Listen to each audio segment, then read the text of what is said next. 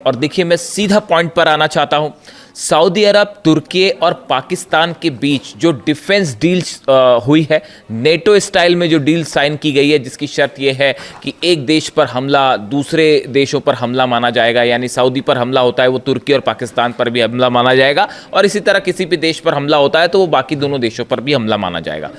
इस defence deal के sign होने के बाद, जिसका नाम मेक्का जॉइंट डिटरेंस एग्रीमेंट रखा गया है, जो एर्दोगान, मोहम्मद बिन सलमान और शहबाज शरीफ के बीच में हुआ, इस एग्रीमेंट के बाद मेरे पास कम से कम 1000 लोगों के ये कमेंट्स आ चुके हैं वीडियोस पे अलग अलग कि आप इसको किस तरह से देख रहे हैं। इस पूरे जो नया ये एक संगठन बन रहा है, ये जो डील हुई है, इसके पीछे का मकसद क्या है और इसकी इनसाइड स्टोरी क्या है। मैं इसीलिए इस पर ये वीडियो बना रहा हूं क्योंकि बहुत सारे लोग ये सवाल कर रहे हैं कि आप इसको कैसा देख रहे हैं।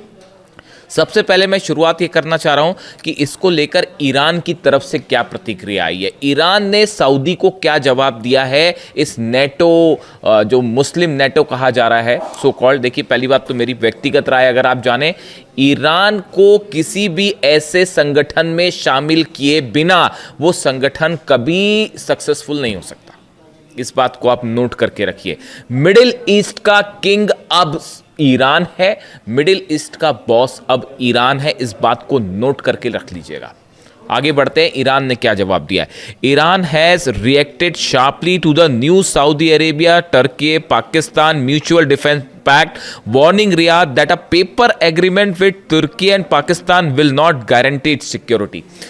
ईरान ने सीधा सीधा चेतावनी दे दी है सऊदी अरेबिया को और ये कहा है कि अगर कोई पेपर डील आपने साइन कर ली पाकिस्तान या तुर्की के साथ मिलकर, तो ये इस बात की कोई गारंटी नहीं है कि आप सुरक्षित रहोगे। सीधी चेतावनी आई है ईरान की सऊदी अरेबिया के लिए कि पेपर साइन करने से कोई देश सुरक्षित नहीं हो जाता। The landmark deals states that an attack against one country will be regarded as an attack against all three. The warning comes amid escalating Iran-US tension and reports that the Tehran threatened to retaliate against Gulf countries' energy infrastructure if Iranian power plants were attacked. Iran ने एक बार फिर साफ कर दिया है कि अगर Iran के पावर प्लांट्स पर हमले होते हैं तो पूरे अरब देशों के पावर प्लांट तबाह कर दिए जाएंगे, एक भी पावर प्लांट नहीं बनेगा। यानी ईरान ने ये जो नया पैक्ट हुआ है सऊदी, तुर्की और पाकिस्तान के बीच में, इसको लेकर ईरान ने बड़ा एग्रेसिव कमेंट दिया है और ये कहा है कि ये असल में, देखिए इसके पीछे बड़ी साजिश है। मैं आपको समझाता हूं, लेकिन पहले ईरान का पक्ष रखना ज़रूरी है कि ईरान इसमें क्या चाह रहा है। देखिए इसमें ईरान की तरफ से 2-3 बातें साफ कर दी गई। पहली बात, सऊदी को सीधी चेतावनी दी गई है। ये काफ़ी समय बाद हुआ है ऐसा जब ईरान ने सीधा सीधा सऊदी को वार्निंग दी है। देखिए अब तक क्या हो रहा था कि ईरान जो है वो अरब देशों को वार्निंग दे रहा था कि अगर हमला होगा तो आपके इंफ्रास्ट्रक्चर पर हमला होगा, या जॉर्डन, बहरीन या जो है वो कुवैत पर हमले होंगे। लेकिन ये काफ़ी दिनों बाद, आप देखिए पहला मौका है जब ईरान ने सीधा सऊदी को चैलेंज किया है, सऊदी को वार्निंग दी। जिसके बाद ये भी सवाल उठने लगे हैं कि क्या अब आगे ये जंग का रूप धीरे से अमेरिका पीछे हो जाएगा और ये सऊदी वर्सेस ईरान तो नहीं होने जा रहा। खैर अभी इसका कुछ कह नहीं सकते इसको लेकर, लेकिन फिलहाल जो है बात की, ये ईरान का पॉइंट ऑफ व्यू था। अब आप देखिए कुछ चीज़ें बड़ी गौर करिए। डोनाल्ड ट्रंप ने हाल ही में एर्दोगान से मुलाकात की थी तुर्की में। दोनों के बीच में काफ़ी चर्चाएं होती हैं। मोहम्मद बिन सलमान की डोनाल्ड ट्रंप से जो है वो फ़ोन पर लंबी बातें होती हैं और शहबाज शरीफ और मुनीर से तो होती है। ऐसे में क्या आपको ये लगता है कि ये जो संगठन नया बना है, मेक्का जॉइंट डिटरेंस एग्रीमेंट, जो सऊदी, तुर्की और पाकिस्तान के बीच में हुआ है, ये क्यों बनाया गया? इसका मकसद क्या है इसको बनाने का? क्या ये इजराइल के खिलाफ संगठन बना है? बिल्कुल नहीं बना, बिल्कुल नहीं बना। इस संगठन से इजराइल के लिए कोई समस्या नहीं है। जब तक अमेरिका बैठा है, ये कोई जो संगठन बना है इजराइल के खिलाफ नहीं बना है। ये देखिए इसका ईरान को लेकर क्या रुख होगा और इसका अमेरिका को लेकर क्या रुख होगा। ये जो चीज़ें हैं, ये 2 सवाल ऐसे हैं जो बेहद अहम हैं। अगर आप मुझसे व्यक्तिगत राय पूछें तो ये संगठन जो आनन फानन में तेजी से बनाया गया और इन हालात में बनाया गया जब हूती जो है वो नजरान में हमले कर रहे हैं, हूती जो है वो ये दावा कर रहे हैं कि हमने सऊदी के अलाइंड फोर्सेस के 100 लोगों को मार दिया है, हूती ये दावा कर रहे हैं कि हमने 12 टैंकर्स सऊदी के जला दिए हैं, सारे पोर्ट सऊदी के बंद कर दिए गए हैं और सऊदी का एक बूंद तेल बाहर नहीं निकल पा रहा, सऊदी अपनी रक्षा करने की हालत में है नहीं। ये तो तब है जब हूती हमला कर रहा है, ईरान ने तो हमला किया ही नहीं। ईरान की मिसाइल्स जब सऊदी में गिर रही हैं तो इंटरसेप्टर्स खत्म हो चुके हैं, लगभग जो है बताया जा रहा है 70% इंटरसेप्टर्स जो है सऊदी के खत्म हो गए, अमेरिका वाली जो पेट्रियट मिसाइल्स थी। तो ऐसे में देखिए, पहली बात तो ये कि सऊदी को अपनी चिंता सता रही है, सऊदी ये बात समझ चुका है कि अमेरिका जो है वो रक्षा नहीं कर सकता, डोनाल्ड ट्रंप किसी भी अरब देश की रक्षा नहीं कर सकते। अब ये फैक्ट है, ये ट्रुथ है, अब इसको लेकर कोई कंफ्यूजन किसी को नहीं होना चाहिए। ये बात हम शुरू से कह रहे थे, ये बात 2 साल से मैं आपको बता रहा था कि अगर आप हमले करोगे ईरान के ऊपर तो अरब पर ऐसा हमला होगा और अमेरिका बचा नहीं पाएगा। 2 साल से हम आपको ये बात समझा रहे थे, लेकिन अल्टीमेटली देखिए वो बात सच साबित हुई ना। तो अब ये पूरा अरब देश समझ चुके हैं, जॉर्डन समझ गया, बहरीन समझ गया, कुवैत, और किसी को शक है तो देख लीजिए जाके इन देशों में बेसिस का क्या हाल है। जहां मर्जी होगी ईरान वहां मिसाइल मारेगा और आप नहीं रोक पाओगे।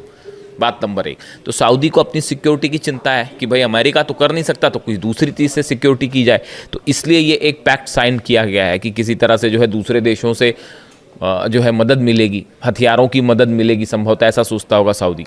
दूसरी, जब अमेरिका के पास ही हथियार कम पड़ रहे हैं, देख ही रही हैं आप, खबर देख ही रहे हैं, डोनाल्ड ट्रंप फंस गए और कितना हैसियत से उनकी लड़ाई हो गई, अपने रक्षा मंत्री से ही सब कुछ चल गया वो। तो जब उसके पास हथियार नहीं बचे तो इनको क्या हथियार देंगे वो समझिए बात। तो सऊदी को पहले अपनी सुरक्षा की चिंता, बात नंबर 1। बात नंबर 2, सऊदी को ये भी लगता है कि ऐसा पैक्ट हो जाएगा तो कल को ईरान के ऊपर दबाव बनाना है या हूती पर दबाव बनाना है या कोई ऐसी सिचुएशन खड़ी हो जाए जिसमें वॉर हो जाए मिडिल ईस्ट में बड़ा, तो उस समय तुर्की और पाकिस्तान और दूसरे देश जो इसमें शामिल हो जाएं, और भी शामिल हो जाएंगे शायद, वो दबाव बनाने के काम आएंगे, कम से कम एक सपोर्ट तो देंगे, सऊदी को बचाने की कोशिश तो करेंगे, बायलैटरल टॉक करके और किसी तरह से बातचीत, हस्तक्षेप करके ईरान को रोकेंगे तो कल को ईरान ने हमला कर दिया। तो ये बात नंबर 2। लेकिन जो तीसरा पॉइंट है ये बेहद अहम है, इसको ध्यान से समझिए। तुर्की जो है वो नेटो का सदस्य है, सऊदी नहीं है, पाकिस्तान नहीं है। सऊदी जो है वो नेटो का सदस्य नहीं है, लेकिन तुर्की जो है वो नेटो का सदस्य है। और नेटो क्या कहता है? नेटो का नियम ये कहता है कि एक देश पर अगर हमला होता है तो वो सब पर हमला माना जाएगा। अगर कोई देश जंग में कूदता है और उस पर स्ट्राइक हो रहे हैं तो वो सबके खिलाफ जंग मानी जाएगी।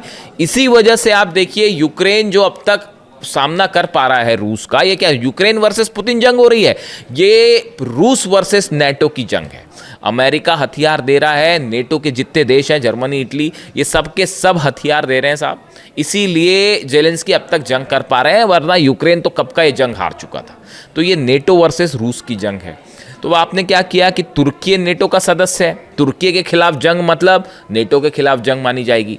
अब तुर्की का पैक्ट हो जाता है, सऊदी से करवा दिया जाता है, यानी सऊदी पर हमला माना जाएगा तुर्की पर हमला, और तुर्की पर हमला माना जाएगा नेटो पर हमला। यानी ये एक रास्ता बनाया गया है कि कल को सऊदी को बचाने के लिए नेटो आए तो वो अपनी फोर्सेस भेज सके, अपने एयरप्लेन भेज सके, अपने डिफेंस सिस्टम भेज सके, अपनी मिसाइलें भेज सके। समझ रहे हैं आप इस बात को? क्लियर है या कंफ्यूजन है कोई? देखिए, तुर्की पर हमला यानी नेटो पर हमला माना जाएगा, ठीक है। ये जो नेटो का नियम है खुद ये कह रहा है कि तुर्की किसी भी सदस्य पर हमला तो तुर्की पर हमला यानी नेटो पर हमला। और अब ये डील होने के बाद, ये मेका जॉइंट डिटरेंस एग्रीमेंट के बाद, सऊदी पर हमला यानी तुर्की पर हमला माना जाएगा, और तुर्की पर हमला यानी नेटो पर हमला, तो फिर नेटो भी सऊदी की मदद कर सकता है तुर्की के जरिए खास तौर पर। यानी एक देखिए, मिडिल ईस्ट में हकीकत क्या है? हकीकत ये है कि अमेरिका और इजराइल का तो खैर ईरान से अब कोई मुकाबला ही नहीं है। ईरान जब चाहे वो इजराइल को घुटनों पे ला देगा, जब चाहे तब।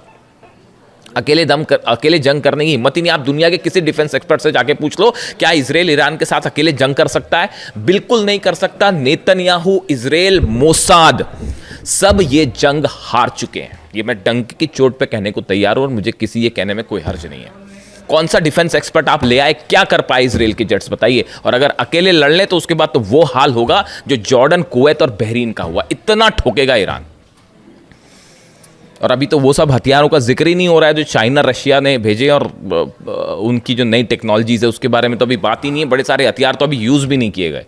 खैर, तो अब जो है अमेरिका अकेले मुकाबला नहीं कर सकता ईरान का, ये बात साबित हो चुकी। शुरू में ये सोच के चल रहे थे कि बस 48 घंटे में निपटा देंगे हम ईरान को, आज 5 महीना हो गया, खत्म हो गया। आगे देखिए कैसी हार्मूज में कैसी हालात है, गिड़गिड़ा रहे हैं डील के लिए। लिटरली गिड़गिड़ाना शब्द होता है ना, देखिए मैं ज़्यादा चीखना चिल्लाना करता नहीं, तो मैं प्रेम से ही बात करता हूँ। तो ऐसा है कि वो जो गिड़गिड़ाना शब्द होता है ना, जो गिड़गिड़ाना, वो वाली हालत है अमेरिका की हॉर्मूज में। और ईरान ने कह दिया साहब देखो आपसे तो हम कोई बात ही नहीं कर रहे, हमको खोलना होगा हॉर्मूज तो खोलेंगे, नहीं खोलना होगा तो नहीं खोलेंगे। और पहली वाली सिचुएशन तो आप एक्सपेक्ट मत करो कि पहली वाली सिचुएशन में हॉर्मूज चला जाएगा, है ना। तो अब ये दुनिया, ये मिडिल ईस्ट की एक डेट थी 28 फरवरी, जिस दिन आपने अली खामेनी साहब को शहीद किया था, उसके बाद से अब मिडिल ईस्ट का इतिहास बदल गया and Iran is the boss. इस बात को गांठ बांध लीजिए आप। मिडिल ईस्ट में कोई भी मुस्लिम नेटो शब्द का इस्तेमाल हो रहा है इस शब्द के लिए, इस ऑर्गेनाइजेशन के लिए। मुस्लिम नेटो शब्द में, इस शब्द में ये शब्द तब सार्थक हो पाएगा जब ईरान की सेना इसमें शामिल होगी। मिडिल ईस्ट का कौन सा देश ईरान का मुकाबला कर सकता है, आप मेरे को बताओ। एक मेरे को मुस्लिम देश का नाम बता दो यहां पर जो ईरान का मुकाबला कर सकता है। बताओ, आप बताओ मेरे को, कमेंट करके बताओ, मैं कमेंट देता हूं आपको। कमेंट करके बताइए कौन सी देश, कल को सऊदी और ईरान की जंग हुई, 48 घंटे में क्या हाल होगा सऊदी का अंदाज लगा लीजिए आप। बताइए कोई अरब देश मुकाबला कर सकता है? अरे अमेरिका मुकाबला नहीं कर सका, मिल के वो उसने 12 देशों पे जो है ठोक रखा ईरान ने। तो पूरा अरब और अमेरिका मिलके, इजराइल मिलके 5 महीने में क्या कर पाए आप ईरान का? तो सऊदी अकेला क्या कर लेगा साहब? इसीलिए ये पैक्ट हो रहा है और ये एक बहुत ही बड़ा प्लॉट है। ये कुछ लोगों का कहना है कि इससे इजराइल घबराएगा। अरे डोनाल्ड ट्रंप हमला करने देगा इनको, जो एर्दोगान से हाथ मिलाते फिर रहे हैं, सलमान से लगातार बात कर रहे हैं, पाकिस्तान से लगातार बात, वो इजराइल पर हमला करने देंगे इस संगठन को? बिल्कुल नहीं। हमेशा देखिए इजराइल की आलोचना की है, जो मुस्लिम कंट्रीज़ का जो ऑर्गेनाइजेशन है उनकी तरफ से और ये मुस्लिम देशों की तरफ से हमेशा सिर्फ इजराइल की आलोचना हुई है। फिलिस्तीन में इतने हज़ारों लोग मारे गए, हज़ारों बच्चे मारे गए, उनकी सिर्फ आलोचना हुई है। वेस्ट बैंक पर लगातार ऑपरेशन जारी है इजराइल का, लेबनान पर लगातार हमले जारी हैं, सीरिया पर ऑपरेशन जारी है, गजा में क्या हो रहा है आप देख ही रहे हो। हीनियस क्राइम है, वॉर क्राइम्स हो रहे हैं गजा में।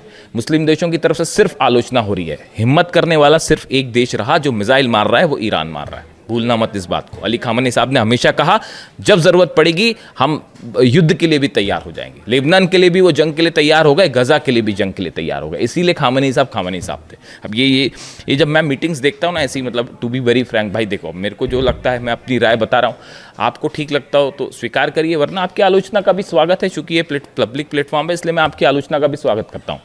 देखिए मैं बिल्कुल ऐसा नहीं चाहूँगा कि कोई मेरी आलोचना करे तो मैं उसको स्वीकार नहीं करूँ, बल्कि हमको दूसरों के विचारों को हमेशा स्वीकार करना चाहिए। अच्छे शब्दों में, साफ सुथरे शब्दों में अगर कोई आलोचना कर रहा है तो उसका बिल्कुल स्वागत है साहब। ये डेमोक्रेसी यही है, ओपन जो विचारधारा है वो यही कहती है कि आप मेरी आलोचना करेंगे मैं बिल्कुल स्वीकार करूँगा।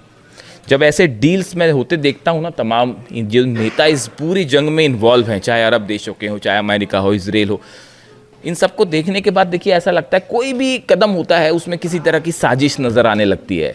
सामने कुछ और हो रहा है, पर्दे के पीछे कुछ और हो रहा है। डिफेंस डील हो रही है तो किसके मन में क्या प्लान है, ट्रम्प की क्या साजिश है, इजराइल की क्या साजिश है। आप देखिए एक शख्स थे सिर्फ अली खामेनी साहब, जिनकी मंशा पर कभी कोई शक नहीं करता था, दुश्मनों को भी शक नहीं था। उन्होंने कह दिया कि साहब मैं जो सामने वो पीछे मैं बात नहीं करूंगा मतलब नहीं करूंगा, मैं डील नहीं करूंगा मतलब नहीं करूंगा। उन्होंने कहा था अमेरिका से बात करने का कोई मतलब नहीं है। आज देखो आज क्या हालात है, इतनी जंग हो चुकी, इतनी जंग हो गई इतने दिनों बाद, 5 महीने की जंग देखिए। इतनी जंग के बाद क्या वो बात सही साबित हो रही है, नहीं हो रही है कि डील का कोई अंदाजा, बातचीत का कोई नतीजा निकल रहा है? नहीं निकल रहा। तमाशा बना रखा है कि बस अब जंग हो रही है, नहीं अब बात अच्छी हो रही है, नहीं आप सीज फायर कर लेते तो ऐसा कर लेते। बात सच साबित हुई ना अली खामेनी साहब की, ये विजन था उनका, इसीलिए he was the supreme leader and that's why I like Ali Khamenei साहब। इसीलिए मैं उनकी तारीफ करता हूँ, उन्हें पसंद करता हूँ कि उनका विजन देखिए कितनी क्लैरिटी के साथ। उनको पता था कौन दुश्मन है, कौन दोस्त है, कौन क्या। इसीलिए उन्होंने कहा था सऊदी को लेकर, वो हमेशा ये चाहते थे कि शिया और सुन्नी के बीच में ये जो एक तनाव वाली स्थिति है ये हमेशा दूर हो जाए। और हर अरब देश को ये समझना चाहिए कि असली दुश्मन कौन है, ये बात वो हमेशा समझाते रहे।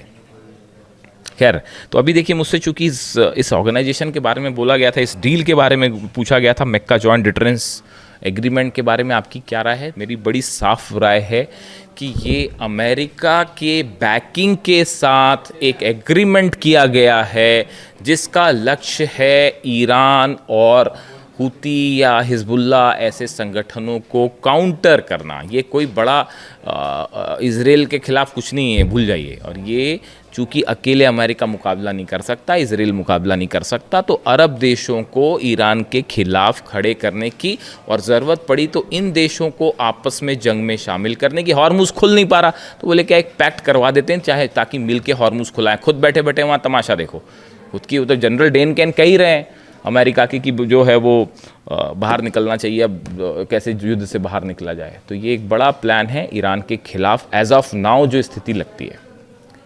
कमेंट करके आप बताइए आपको क्या लगता है, और आपके सारे कमेंट्स मैं पढ़ूंगा और जवाब देने की भी कोशिश करूंगा। Thank you so much.